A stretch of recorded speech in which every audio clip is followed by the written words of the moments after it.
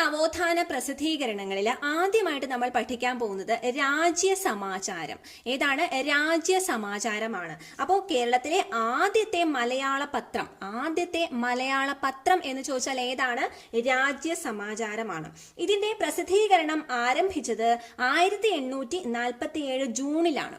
1847 ജൂണിലാണ് പ്രസിദ്ധീകരണം ആരംഭിച്ചത്. അവസാനിച്ചതും കൂടി എഴുതിയിട്ടുണ്ട്. ഏറ്റവും ഇമ്പോർട്ടന്റ് ആരംഭിച്ചതാണ്. 1850 ഡിസംബറിലാണ് അതിന്റെ പ്രസിദ്ധീകരണം നിർത്തിയത്. അപ്പൊ അതുവരെ 42 ലക്കങ്ങളായിരുന്നു പ്രസിദ്ധീകരിച്ചത്. ഇനി എവിടെയാണിത് പ്രസിദ്ധീകരണം ആരംഭിച്ചത്? തലശ്ശേരിയില് ഇല്ലിക്കുന്ന് പ്രസ്സിലായിരുന്നു രാജ്യസമാചാരത്തിന്റെ പ്രസിദ്ധീകരണം ആരംഭിച്ചത്. ഇനി ആരായിരുന്നു ഈ രാജ്യസമാചാരം ആരംഭിച്ചത്? Hermann Gundert. രാജ്യസമാചാരം ആരംഭിച്ച വ്യക്തി ആരാണ്? ഹെർമൻ ഗുണ്ടർട്ട് ആണ്.